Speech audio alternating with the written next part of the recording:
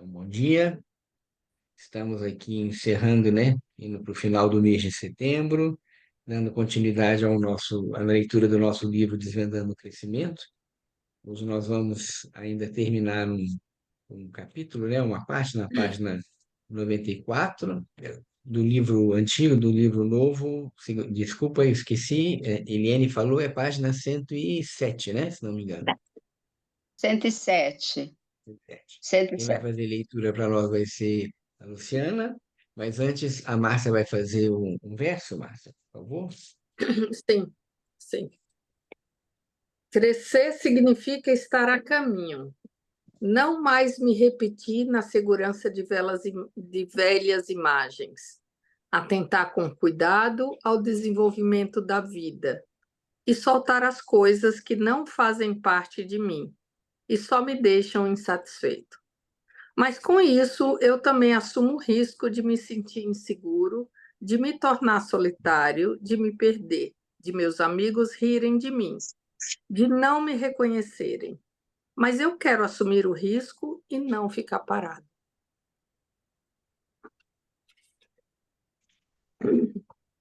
Então, Luciana, você pode ler, por favor? Sim. No âmbito deste livro, dedicado à evolução infantil média e normal, não podemos entrar em maiores detalhes a esse respeito. Todavia, pode-se deduzir dos fatos mencionados que uma função psíquica só se inicia quando a transformação do conjunto orgânico está, em grande parte, terminada. A cabeça é a primeira a parar com seu crescimento. Ela possuía um adiantamento evolutivo. No segundo ano de vida, sua circunferência quase alcança 50 centímetros. Porém, mais tarde, ela aumenta apenas de 1 a 6 centímetros. Isso é proporcionalmente pouco. Via de regra, as pernas crescem de 37,5 segundo ano a 88,5 centímetros no adulto, duplicando, pois folgadamente seu comprimento. A cabeça é a primeira a ficar pronta. Vemos as primeiras forças do pensar libertar-se pouco a pouco após o segundo ano de vida. No terceiro ano, a criança desenvolve sua figura de criança pequena, que se distingue pela grande cavidade do tronco. É no auge dessa forma, no quarto ano, que a fantasia criativa começa a libertar-se. As pernas começam a crescer no quinto ano, quando esse processo está tão nítido que a silhueta de criança pequena parece visivelmente alterada. As forças da vontade se libertam, situando a criança de uma nova maneira no mundo, a fim de torná-la madura para a escola. No decorrer do sétimo ano, a cabeça e o rosto mudam a proporção e a expressão. Novas forças do pensar, ora libertas, capacitam a criança a viver em imagens mentais. Em seguida vem, dos 8 aos 10 anos, um período de transformação do tronco. No 10º ano, ocorre a transformação da maneira de sentir que conduz à crise dessa idade. A puberdade se inicia com um novo impulso de crescimento dos membros. Segue-o a revolução da maneira de querer, tornando o jovem maduro para a terra. A segunda parte da puberdade principia com uma harmonização e transformação do rosto. O adolescente olha francamente para o mundo, Deseja formar para si uma imagem dele. Segue-se o período da terceira reflexão. O corpo, longo e magro, volta a ficar mais redondo. É o período da busca religiosa, de uma atividade da vida sentimental. Finalmente, ocorre a pós-maturação, que no homem consiste num aumento do peso do esqueleto e do sistema muscular, e na mulher apresenta apenas um leve indício dessa transformação. Tem-se a impressão de haver uma continuidade do estado anterior, que é a reflexão. Embora ainda estejam ocorrendo transformações no esqueleto, na bacia, este último fato está de acordo com a diferença psicológica entre homem e mulher. Aqui acho que ele é bem interessante esses últimos parágrafos, né? Que ele faz uma síntese, né? De tudo que foi dito até aqui, né? E acho que assim com ele consolida, né? Todo o texto do livro até aqui, que vai falando sobre esse desenvolvimento que é anímico, espiritual, anímico e físico, né? Não é separado, não são coisas distantes, né? É sempre bom rever o livro com calma e principalmente comparando com pessoas que nós conhecemos, né? Crianças ou pessoas no período de 0 a 21, e que você vai observando na prática aquilo que ele foi falado aqui, evidentemente guardando as diferenças individuais, né? Sempre isso é um arquétipo que é mostrado, mas eventualmente uma pessoa pode, na sua individualidade, ter uma diferença um pouco pequena, mas assim, de uma maneira geral, esse é o desenvolvimento. Se tiver tudo bem, não tiver perguntas, que a gente pode então passar agora para esse capítulo, o sétimo capítulo, que é o eu no desenvolvimento infantil, sua consciência, vivência e realização. Tudo bem? Acho que podemos então. Nos capítulos anteriores, descrevemos a evolução da criança em 3 períodos, sendo cada um deles uma metamorfose do precedente. Surgiu a imagem de um desenvolvimento em 3 etapas, comparável à planta, que, conforme descreveu Goethe na Metamorfose das Plantas, também se desenvolve assim. Recordando o que foi dito na introdução, que o homem tem suas raízes em 2 mundos, um físico corporal e o outro divino espiritual, convém agora dirigir a atenção às forças que intervêm no desenvolvimento da criança a partir do eu. Apresentamos o seguinte esquema. Eu mostro aqui o esquema, você explica, Ronaldo? Pode ser? O que eu posso mostrar aqui também? Ah, tá. Tá bom. Acho que todos têm o livro. Se não tiverem, está aqui essa. Uhum. Ok. Até agora, realçamos o que atuou na alma a partir de baixo.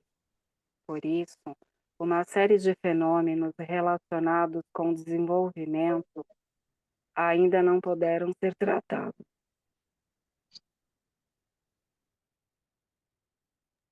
Desculpa. Agora cumpre descrever o que se manifesta na alma a partir de cima. Perguntemo-nos inicialmente como o eu se manifesta na alma durante os 3 períodos. Denominemos ele aquilo que é vivenciado como cerne de nossa entidade e nos faz saber que somos seres humanos.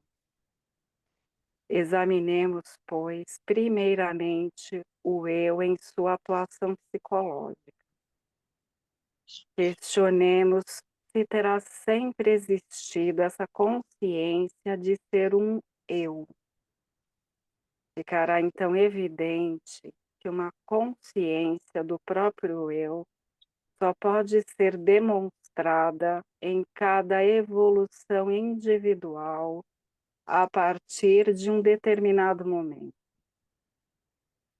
Autores e poetas podem relatar em suas biografias mais a esse respeito do que indivíduos comuns, que não se exercitam tanto em olhar retrospectivamente para o seu próprio passado.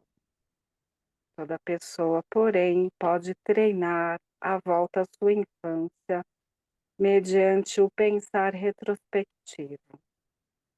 Em geral, se trata de um acontecimento dramático na vida infantil. Foi quando, pela primeira vez, um acontecimento foi vivenciado como pertencente a nós mesmos. É o impacto da primeira consciência do eu.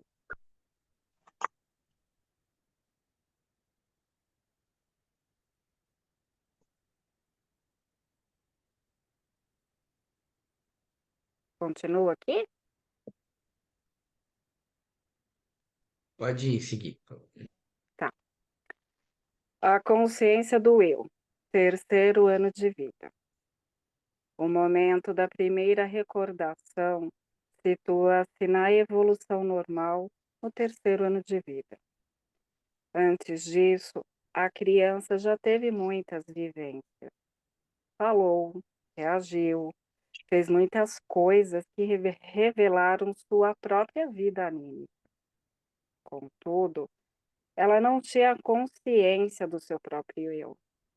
Não relacionava os acontecimentos com o conhecimento da própria pessoa enquanto elemento inalterado no fluxo do tempo. O momento em que se desperta a consciência do eu também é perceptível exteriormente. Até então, a criança tinha designado a si própria por seu nome. Chamava-se de Joãozinho ou Pedrinho, da mesma maneira como havia aprendido a designar também outras pessoas ou objetos. Isso evidenciava que ela ainda não fazia distinção entre si e os outros conteúdos ou objetos identificáveis por um nome. Depois, porém, a consciência do próprio eu desperto como algo diferente de todas as outras coisas do mundo. Começa a realizar-se a separação entre o mundo e o eu. De repente, a criança surpreende as pessoas ao seu redor dizendo: "Eu também, geleia." Quanto um dia antes dizia: "Joãozinho, também geleia." O momento da primeira pronúncia do eu é um marco na evolução da criança. É também até essa época que remonta a primeira recordação de fatos relacionados com o eu. Juntamente com o despertar da consciência do eu, que é uma expressão da separação entre o eu e o resto do mundo, surge também a tendência a dizer não frente ao mundo exterior. A consciência do eu desenvolve-se nessa época opondo-se a ele. Scheller caracteriza o homem como o portador do eu, como capaz de dizer não. A fase do não, que aparece ao redor do terceiro aniversário, é chamado da idade da birra, durante geralmente alguns meses. Em seguida, tem-se firmando suficientemente, o eu se experimenta a si próprio mesmo quando não precisa opor-se ao mundo. É engraçado ouvir um pirralho retrucar: "Eu não quero ir para a cama." Ou Eu não quero fazer pipi, gritando, enquanto aperta desesperadamente as pernas. A idade da birra faz desesperar o educador. Ele precisa conseguir, com muita paciência e tato, que os pequenos atos do dia a dia sejam cumpridos, sem provocar desnecessariamente a oposição da criança. Aqui só é de ajuda desviar a atenção do objeto da resistência. O adulto deveria impor sua vontade em caso de absoluta necessidade, com as inevitáveis consequências. Ele deveria ter uma ajuda para suportar esse período dignamente, sabendo que é passageiro e alegrando-se pelo despertar do eu na criança. A consciência do eu se exercita pela oposição ao mundo ambiente. É uma lei geral da psicologia dos sentidos o fato de só surgir consciência onde se sente resistência. Nós sentimos nossa epiderme quando ela recebe uma pressão de fora. Enquanto nadamos na corrente dos acontecimentos exteriores, não desenvolvemos uma forte consciência de nós. Esta surge apenas quando nos opomos conscientemente a eles. O adulto o faz resistindo ao mundo ou formando um julgamento próprio. A criança só resta a oposição. Então ela diz: não quero. Erguendo-se contra a corrente habitual dos acontecimentos, ela se vivencia como um eu, que não precisa fazer necessariamente o que o mundo exterior exige. Também, um observador inexperiente notará a diferença entre reações costumeiras de desagrado e a oposição da idade da birra, quando de repente a criança não quer nada daquilo que antes lhe causava alegria. No decorrer dos anos que se seguem à idade da birra, a consciência do eu continua de duas maneiras. Primeiro, se torna paulatinamente contínua, não aparecendo apenas num determinado momento. Em seguida, se desloca de uma ação contra o mundo exterior para a formação de um juízo interior sobre ele. Esses processos realizam-se até os 6 anos, ao ponto de permitir à criança ir para a escola. Aí, a continuidade da consciência do eu é uma premissa para o aprendizado. Nessa época começa também o desenvolvimento do juízo.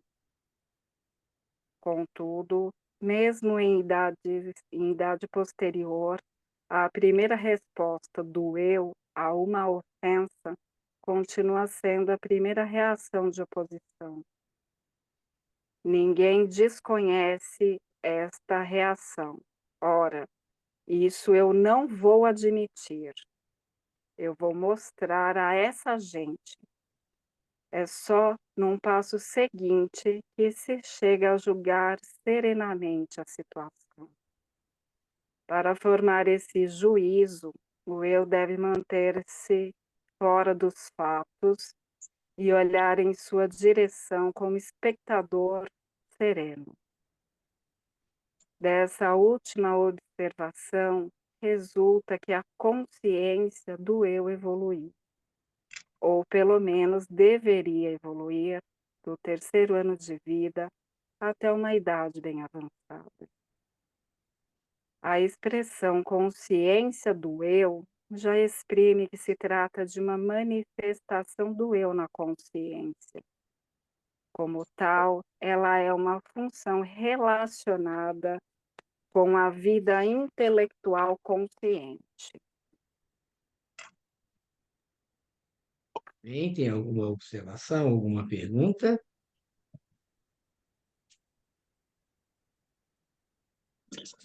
Cecília? Então, professor, eu acho, tô ligada, né?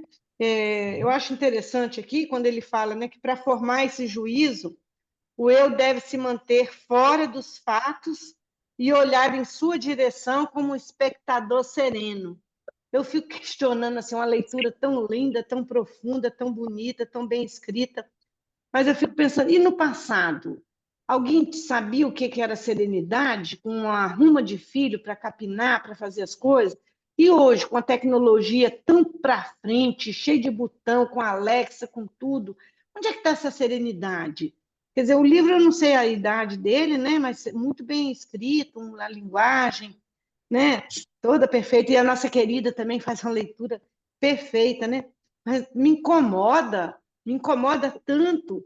A gente às vezes fica em silêncio, eu não sei qual é o prazo que a gente vai comentar alguma coisa, que eu sou faltosa, né? Eu sou repetente, mas essa serenidade, onde é que ela fica? Em alguma caixinha, algum comprimido, alguma coisa que a gente injeta? Não sei, porque eu penso num todo, né? Na comunidade, no serviço, na sala de aula, no ambiente profissional. Essa birra não ficou lá, ela existe ainda. Não sei, eu estou fora, né? Então, só localizando, né? O livro foi escrito em 76, né? Mas o que ele fala aqui ainda é a partir da criança, evidentemente na relação com o mundo. Então, quando a criança, na realidade, ela consegue os três impulsos genuinamente humanos, né? Que é andar, falar e pensar, isso se dá até em torno dos 3 anos, ou mesmo no terceiro ano, né? Durante o terceiro ano. Então, a criança vai falar eu pela primeira vez, que é uma consciência, e aqui já entra um aspecto muito importante, que ele não cita no livro, mas aqui, nesse texto pelo menos, mas a palavra eu é a única palavra que você não ensina para ninguém. Porque você pode mostrar para uma criança o que que é um brinquedo, o que que é um livro, o que que é um animal, mas você não pode apontar para a criança e falar isto é eu, porque eu é uma instância pessoal única. E todo ser humano, no seu desenvolvimento normal, ele vai chegar a essa vivência do eu. E quando você naturalmente entra em contato com a sua individualidade, e a própria palavra individualidade vem de indivíduos, que não se divide, você naturalmente se separa do ambiente. E separar-se do ambiente vem muito com essa expressão não, né? Eu não quero isso, né? Eu estou me separando, eu estou mostrando que eu não quero. E por isso que ele fala que o educador, seja os pais, sejam os familiares, seja um professor, ele tem que ter paciência, porque na realidade isso é uma afirmação do eu, que é um processo normal, é um pouco mais presente em algumas crianças do que em outras. E hoje, inclusive, se fala muito dessa expressão TOD. TOD significa transtorno, é, de oposição desafiador. Porque existem crianças com esse diagnóstico já que têm esse transtorno que é desafiador, é além do normal. Agora, é interessante pensar que, na evolução, o ser humano, quando ele vivencia esse aspecto na infância, ele vai crescendo e adquirindo uma consciência maior, que é justamente esse fato. Primeiro eu falo não para um fato externo, mas na evolução eu começo a criar um juízo interno sobre o fato externo.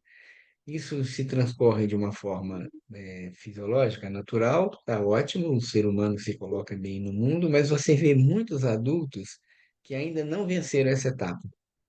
E que toda vez que você se coloca uma coisa que é contra o que ele pensa, a primeira coisa que ele fala é não, né? E tem muitos adultos que têm essa postura também, né? E querem afirmar a sua necessidade, né? Mas isso é um processo evolutivo. E o que você falou hoje realmente são fatores desafiantes, né? Porque o ser humano precisa de ter essa calma um pouco interior para poder criar os próprios pensamentos, os próprios juízos. Senão a pessoa fica repetindo fórmulas e opiniões dos outros.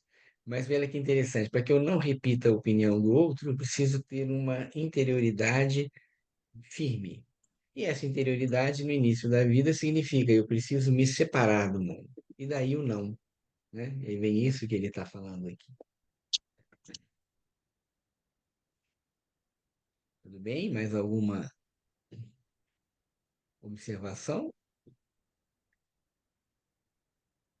Senão nós podemos continuar. Na realidade, esse capítulo ele vai mostrando são os recados que o eu vai dando que ele está chegando, né? Porque o fato da criança ter uma consciência do eu aos 3 anos, que se dá no nível do pensar do sistema neurosensorial, ainda o eu não está plenamente presente. Isso vai acontecer em torno dos 21 anos. Então, agora, aos 3, aos 9, aos 18, são situações em que o eu está se apresentando, né? Ele está falando, olha, estou chegando. Ele está realmente fazendo isso, né? Em todo ser humano. Então, vamos dar um passo que é justamente agora para a vivência do eu, né? Se a Luciana puder realmente continuar. É, a vivência do eu, nono ao 10º ano de vida. O eu revela-se não só à nossa consciência, ele também é diretamente sentido e vivenciado. Essa vivência do eu atinge camadas mais profundas de nossa psique do que a consciência dele. Está diretamente relacionada com a vida de nossos sentimentos, existindo mesmo quando não temos uma noção consciente do nosso eu. A vivência do eu nasce na criança como realidade intensamente sentida ao redor dos 10 anos, aumentando na pré-puberdade e tornando-se na puberdade o conteúdo emocional que domina todo o resto. Nesses anos, o jovem experimenta a existência do próprio separado do mundo exterior como algo extremamente trágico.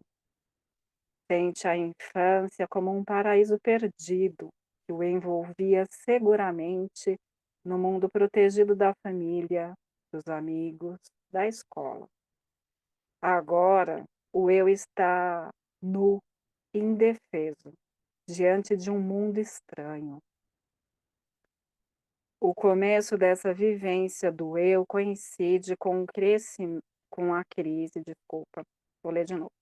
O começo dessa vivência do eu coincide com a crise dos 9 anos, dando-lhe um colorido particular e levando frequentemente a um agravamento dos conflitos. Mais uma vez, a nascente experiência do eu tenta uma ação contra o mundo ambiente. Desta vez, porém, isso ocorre na área do sentir. O respeito óbvio pelos educadores desaparece. Surge do íntimo uma crítica às pessoas em redor. Essa crítica ao mundo se interioriza apenas anos mais tarde, transformando-se em autocrítica.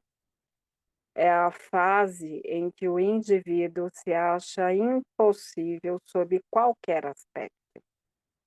Nasce um profundo sentimento de infelicidade a respeito de si próprio. Só depois da puberdade é que essa obstinação da vivência do eu é superada mediante uma nova manifestação do eu na vontade. Esse novo impulso seria melhor chamado de vontade de realizar o eu. Então, é interessante pensar o que ele traz aqui na consciência do. Nós já falamos algumas vezes sobre o sistema neurosensorial, o sistema rítmico e o sistema dos membros, né, o metabólico motor. E o desenvolvimento da criança é crânio-caudal, né? Isso fisicamente ele demonstrou na primeira fase do livro, e agora nós estamos falando isso do ponto de vista mais emocional. Anímico espiritual, né? Porque o eu é uma instituição espiritual, né? Então, é uma instância espiritual. Então, na realidade, no início, ao nível do neurosensorial, a criança tem a percepção do eu, né? E ela se separa do mundo através do não. E agora, essa vivência chega ao nível do sistema rítmico, que é o nosso sistema de sentimentos. E isso faz com que a criança vivencie esse eu, mas agora não conceitualmente apenas, mas no nível das vivências. Então começam as críticas para o mundo. Isso é uma preparação para o que vem na adolescência, né? Então as mães de crianças nessa fase vivenciam isso, né? Essa crítica que é mais intensa. Os professores também sabem, principalmente na escola Waldorf, né, que tem um professor que caminha, é um professor de classe, né, ele caminha com a turma da primeira até a oitava série. Aquela turma que ele dominava com muita frequência, com muita facilidade, agora já não é mais tão assim, porque essa vivência do eu faz essa crítica. Então, para muitas crianças que são mais ainda sonhadoras, ainda vivem mais no mundo da fantasia, é em torno dessa idade que a criança começa a ter uma percepção da realidade do mundo. E, naturalmente, isso faz esse processo de crítica. Então, a mãe do vizinho é melhor do que a sua mãe, a rua de cima é melhor que a sua rua, né? E uma amiga, né, contando sobre essa fase da filha dela, que um dia a filha dela virou para ela e falou assim: Você já prestou atenção que a cor do seu cabelo é a cor do pelo do cachorro? Quer dizer, bem essa coisa assim de uma, né, uma resistência, né, ao mundo. E, ao mesmo tempo, é um momento de muito isolamento, porque sempre que nós entramos em contato com o eu, nós nos afastamos do mundo, né?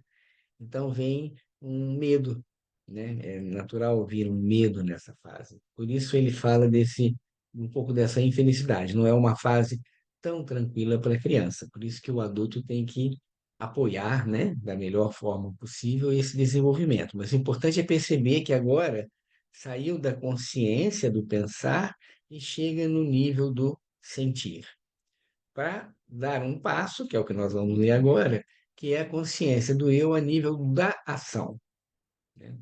Mas antes de continuar, alguém tem alguma pergunta, alguma questão, ou podemos seguir? Acho que podemos seguir, Luciana.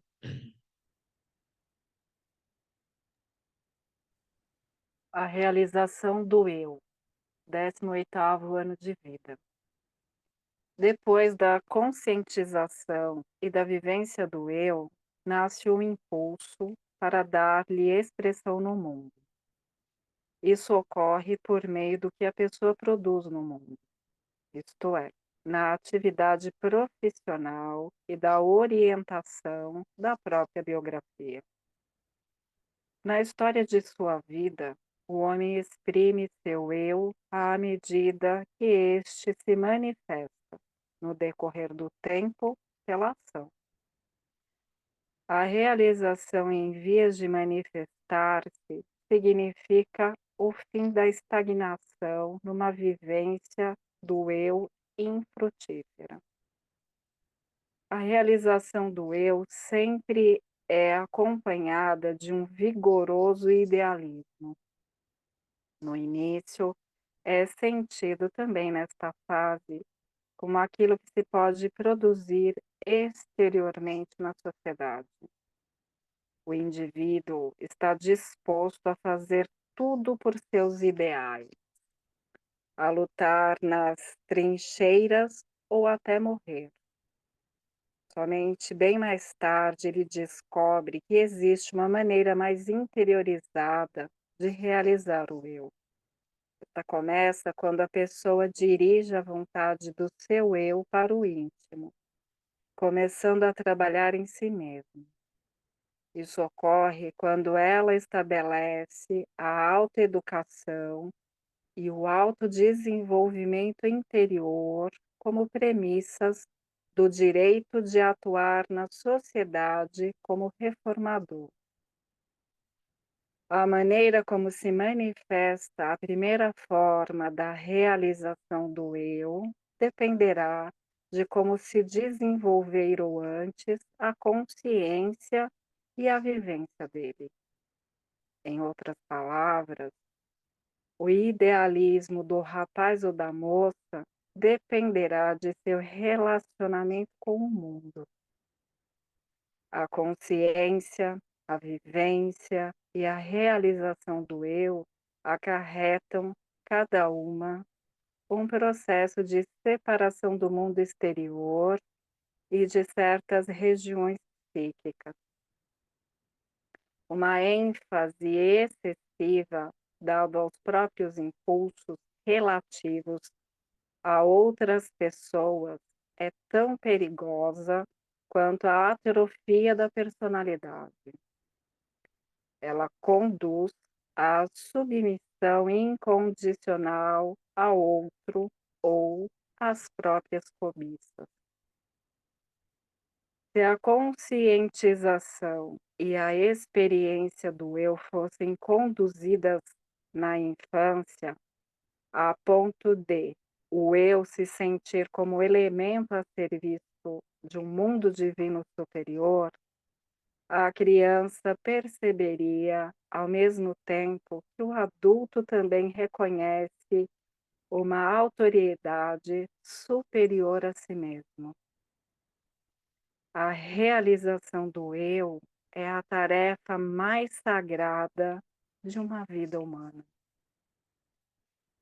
O que vive de mais profundo e valioso no mundo, ou no homem, é dado à sociedade e ao mundo exterior. Num sentido mais elevado, a realização do eu sempre equivale a um sacrifício que encontra sua expressão mais profunda nesta frase de Paulo: não eu, mas o Cristo em mim. Esse não eu não exprime uma negação, um anulamento do eu. É o seu preenchimento por um princípio superior e pelo atuar desse eu, assim inspirado no mundo. É óbvio que aqui se fala de uma maneira totalmente diversa da psicologia orientada pela psicanálise.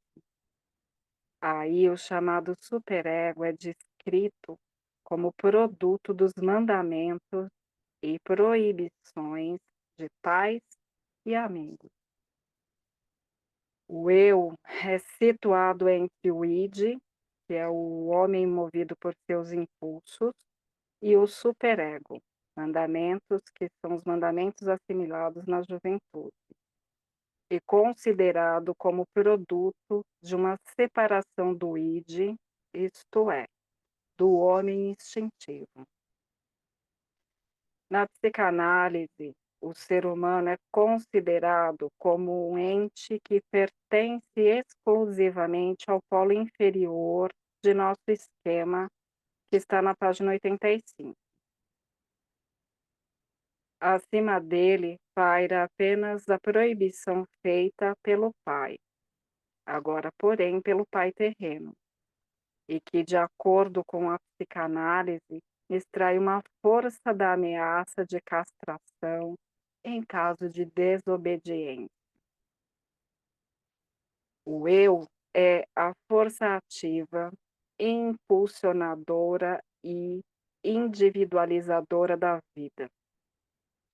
Por ter nascido na consciência como autoconscientização, forma do mundo uma imagem que carrega em si como sendo sua imagem individual desse mundo. Bem, como podemos interpretar esse trecho final aqui?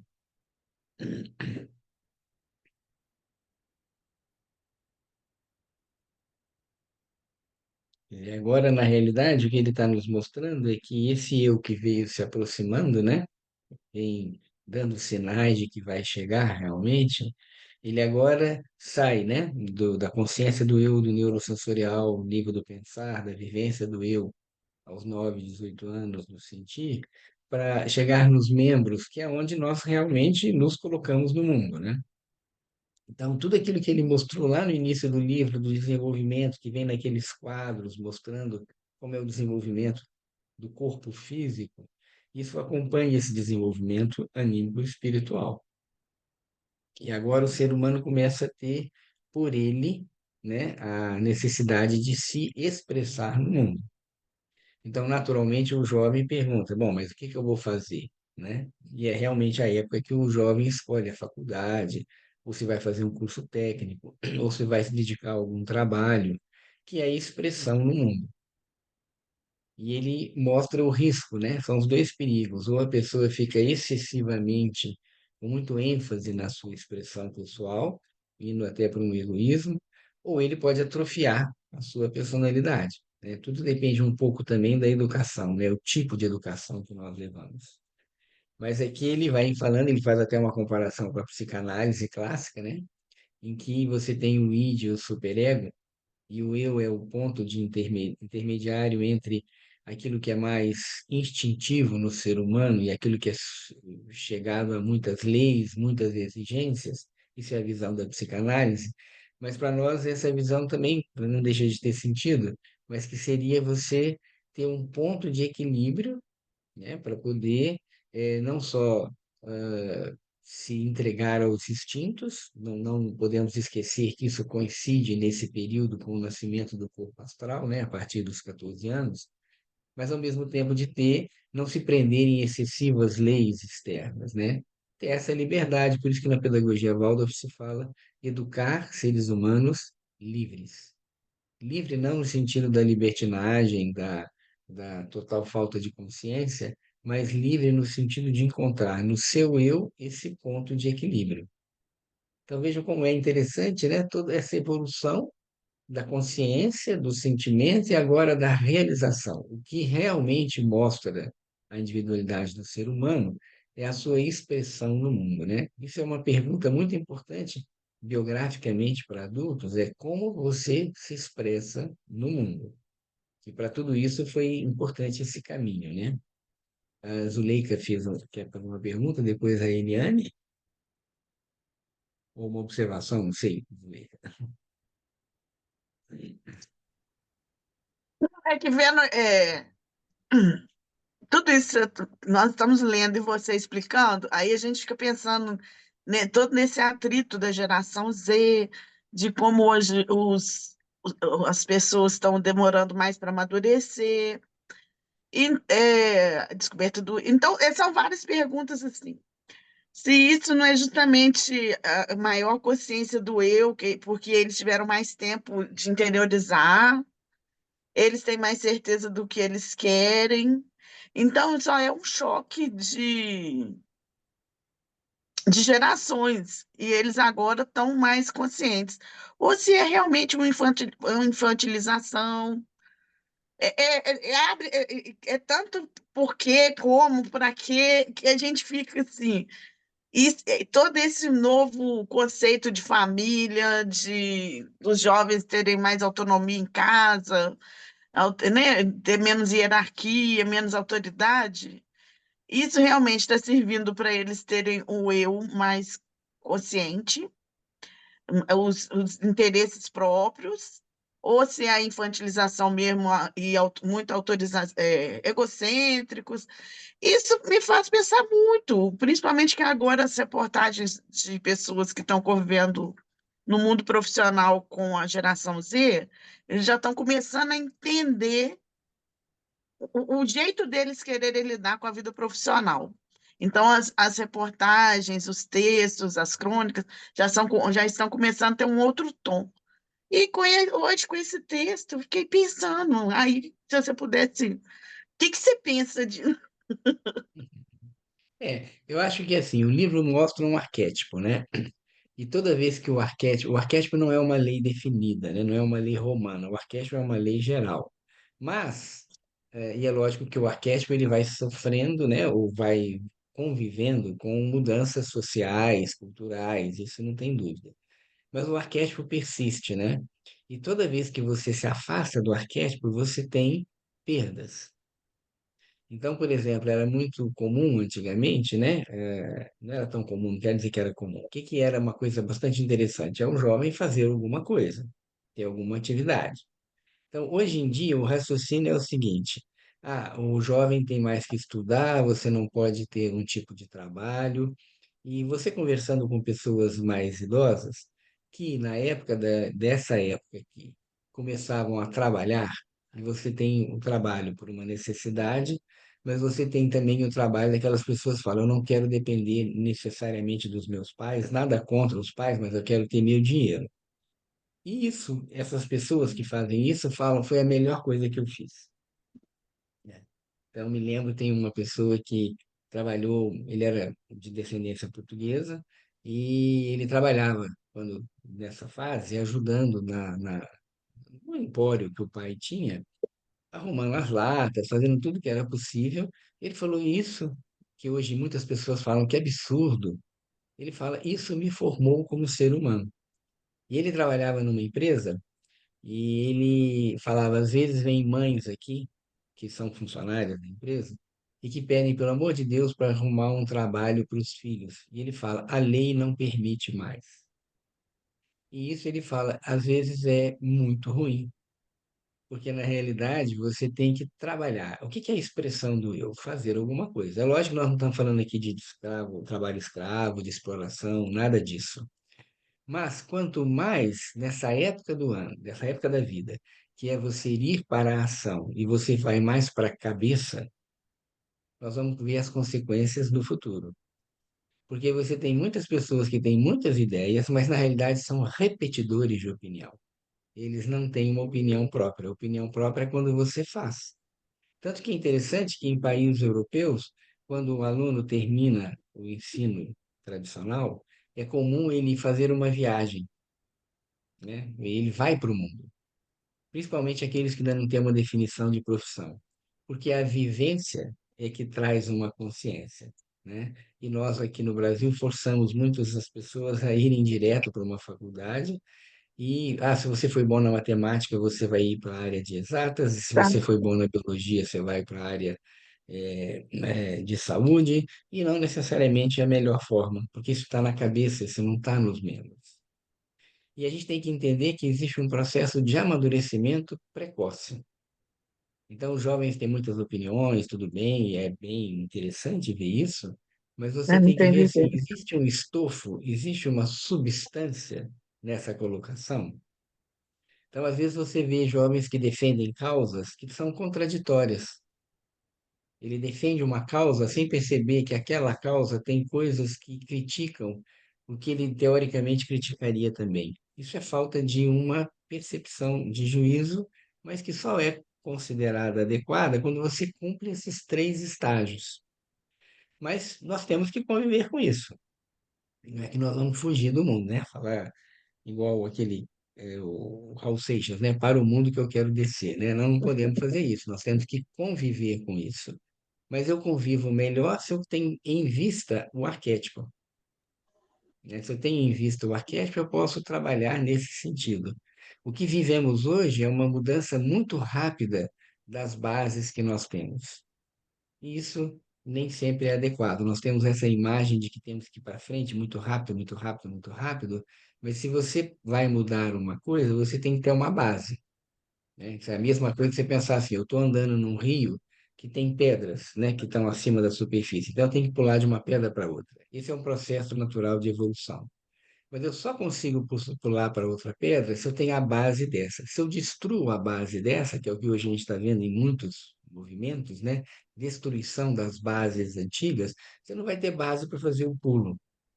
Então fica uma coisa extremamente teórica e que está gerando muitas dificuldades que a gente vê hoje nas posturas das pessoas, né? Mas temos que conviver, né? São essas imagens, são esses. Temos que acompanhar esse processo, né? Temos que acompanhar o que é dito, né? Todas as pesquisas, e ir acompanhando, mas sempre pensando assim, ter bem claro isso, que isso é um fator, né? Real. Quanto mais nós nos afastamos dos arquétipos, mais preço nós pagamos. É por isso. Não sei, Zuleika, se eu respondi bem sua pergunta. Tá? Com Então, certeza. vamos ver aqui a Eliane. Oi, bom dia. A frase, a realização do eu é a tarefa mais sagrada de uma vida humana. E aí, claro, né, como aconselhadora biográfica, eu pensei também no primeiro nódulo lunar, doutor Ronaldo. Uhum. Então, isso aqui me pegou agora de novo. O nó lunar, né? Talvez vocês todos tenham essa consciência. O nó lunar significa um evento cósmico que se repete nas biografias, porque quando nós nascemos, no momento em que nós nascemos, existe uma disposição dos astros no cosmos, em referência àquela pessoa. Então, a posição da Terra, da Lua e do Sol no momento do nascimento daquela individualidade vai se repetir 18 anos, 7 meses e 11 dias depois. Às vezes, alguns textos fazem uma pequena diferença, mas é em torno dessa fase. E, naturalmente, a gente fala 18,5 para ficar mais fácil, né? E como, esotericamente, a Lua é o passado e o Sol é o futuro, e a Terra é o presente, né, onde eu estou vivendo, e a biografia transcorre passado, presente e futuro, toda vez que o ser humano passa por um nó lunar, é um chamado para a sua individualidade, né? É um momento específico. E realmente a realização do eu, que se dá em torno dos 18 anos de vida, ele coincide com esse nó lunar, que é como uma pergunta, né? O que que eu estou fazendo dentro desse espaço de passado, presente e futuro? E o meu eu nascente, né, está quase terminando o seu processo de conscientização, de término de desenvolvimento para começar a atuar no mundo. Então, isso vem esse momento que é bem importante. E é realmente o eu, ele se expressa no mundo, ele precisa se expressar no mundo.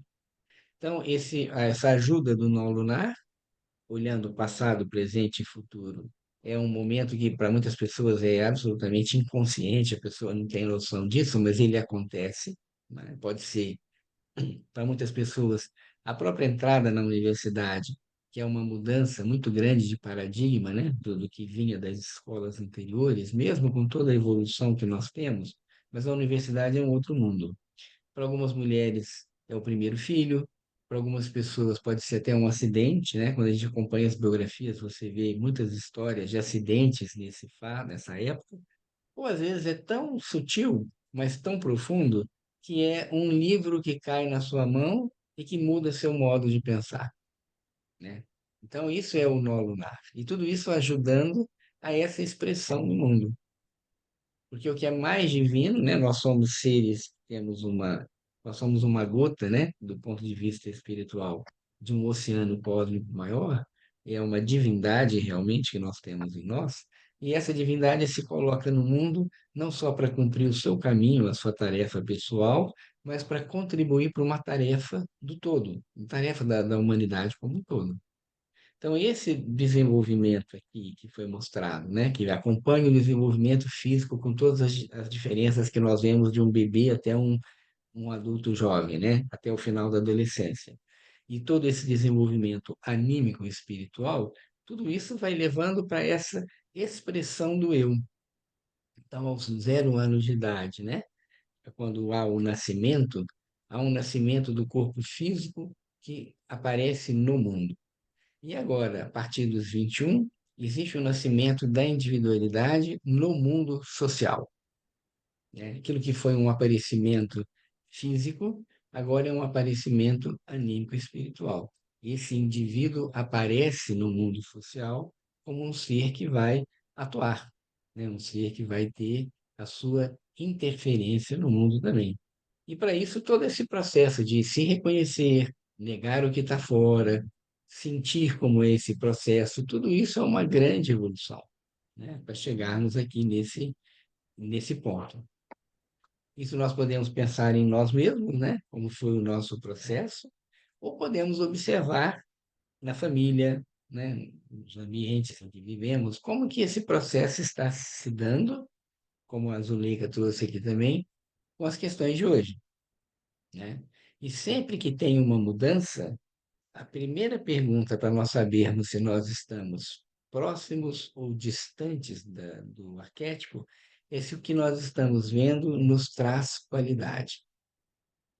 E muitas vezes existem muitas mudanças que encantam muitas pessoas, mas você vai olhar, no fundo, falta qualidade, porque não deu o processo adequado. Por isso que ele falou lá no início, lembra a imagem que ele falou na página anterior, na página 85, que era o desenvolvimento da planta, né?